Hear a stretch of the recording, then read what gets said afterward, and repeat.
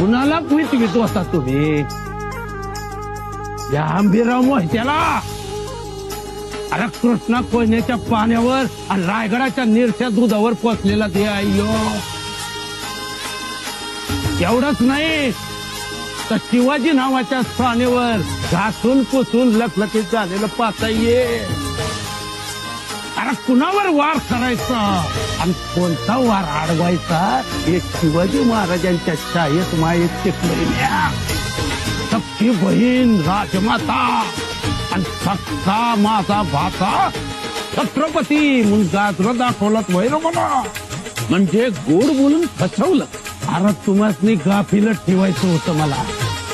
तरी मी गावाच होता यो. कमी कल्चरना मी कैद केलं ते त्यांच्या सुरक्षेसाठी.